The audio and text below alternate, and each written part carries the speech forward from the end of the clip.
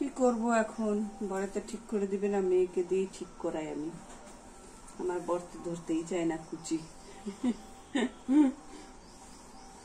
যাব পূজা দিতে, মেয়ের যে পক্স হয়েছিল তাই পূজা দিতে যাব। দুজনে মিলে চান করে নিয়েছি, মা শীতলার কাছে এখন যাব পূজা দিতে।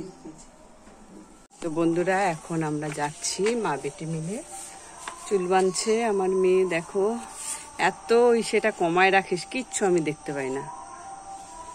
বলো কি করে কি করব? আমার মেয়েরা এই যে আলোটা একদম কমিয়ে রাখছে। চল চল চল মেয়েও, কি রে চ, আটকা তাড়াতাড়ি চল, পূজা দিয়ে দিলে আবার মুশকিল। আবার উনি আবার বলে কোথায় বলে বেরাবে, পরে লেট হয়ে যাবে না, লেট হয়ে গেলে মুশকিল। আর ওনার পূজা হয়ে গেলেও আর এক মুশকিল। চ, ওই ওর স্যারের বাড়িতে একটু যাব। কি সুন্দর না, আমরা দুজনে কালার এক করেছি আজকে। দেখো সবকিছু কিনে নিয়েছি, ফুল টুলগুলা দেখা। আমরা টোটোতে উঠে পড়েছি, এখন যাব মন্দিরে। একটাই ভয় যে পূজাটা হয়ে গেল নাকি, এটা কেন উনি বলেছিল 8টার সময়।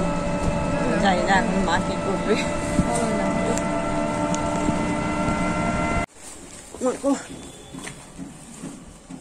পাশেই তো একদম দেখি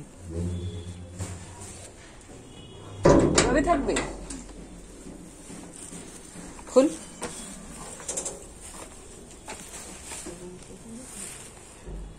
আটকানোর নাকি, ডাক, কলিং বেল বাজা। যেটা ভয় পেয়েছিলাম সেটাই হয়েছে, ওনার পূজা দেওয়া অনেক সকালবেলাই হয়ে গেছে। উনি 5টার সময় উঠে উনি পূজাটা দিয়ে দেয়। তো অত সকালে তো আর কারো বাড়ি যাওয়াটা তো সম্ভব না, নিজেরও কাজকর্ম থাকে। তো আমাকে বলল উনি যে তুমি পূজাটা দিয়ে দাও। তো তখন আমি পূজাটা দিয়ে দিলাম, ঠাকুরকে একটা মালাও গেঁথে দিয়েছিলাম। আর আমিও যাই হোক আমার মন মতন করে আমি পূজাটা দিলাম মাকে, মা শীতলাকে। তোমরা তো জানোই যে আমার মেয়ের পক্স হয়েছিল, ওর জন্যেই আমি মাকে পূজাটা দিতে এসেছি। আর বিশেষ করে আমার মেয়ে যেহেতু বলে দিয়েছিল এই মাকেই যে স্যারের বাড়িতে গিয়েই আমি পূজাটা দিব, তো ওখানে গিয়ে আমি পূজাটা দিলাম। দেখতেই পাচ্ছ আমি 5 রকমের ফল নিয়ে গেছিলাম আর সন্দেশ নিয়ে গেছিলাম। তো ফলে ফুল দিয়ে দিলাম, সন্দেশেও একটু ফুল দিয়ে দিলাম, কারণ যেটা নিয়ম, যেভাবে আমি বাড়িতে পূজা করি সেইভাবেই আমি এখানেও পূজা করেছি।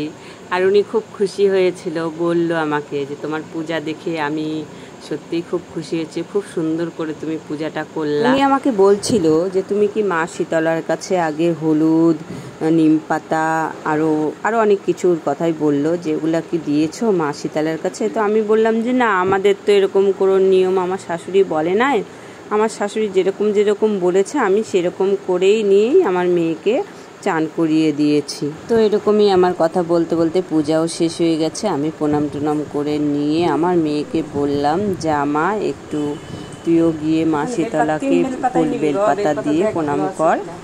তো আমার মেয়েও এরকমভাবেই ফুল বেলপাতা দিয়ে মাকে প্রণাম করে নিল।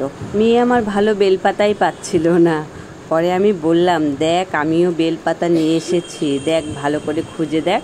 পরে মেয়ে আমার ভালো করে খুঁজে টুজে দেখলো, হ্যাঁ বেলপাতা একটা পেয়েছে, যাও বা পেয়েছিল সেটা একটু ফুটা ছিল। তো আমি বললাম কেন ফুটা দিবি, ভালো বেলপাতা যখন আছে অনেক নিয়ে আসছি আমি, ওখান থেকে ভালো করে বেছে নিয়ে মাকে দে। পরে আমার মেয়ে ওখান থেকে বেছে নিয়ে ও দিল। আর মেয়েকেও বললাম যে প্রণাম করে বল মা আমার শরীরকে শীতল করো। পরে আমরা গল্প টল্প করে নিয়ে তো বললো উনি যে প্রসাদটা উঠিয়ে নাও আর তুমিও সন্দেশ নাও, তোমার মেয়ের জন্য মৌসুম্বিটা নিয়ে যাও, কমলাটা নিয়ে যাও। তো আমি বলছি যে আর কিছু আমি আর নিব না, যেটা নিচ্ছি সেটাই থাক। তো তোমাদের ভিডিওটা কেমন লাগলো অবশ্যই তোমরা জানাবে আর কমেন্টে লিখে দিবে জয় মা শীতলা দেবীর জয়। ও হ্যাঁ, তোমাদেরকে তো আর একটা কথা বলা হয়নি, এই মায়ের নাকি ঘটের জল রেখে দেয় উনি। তখন আমি বললাম যে আপনি একটু জল দিয়ে দেন ওকে। তো উনি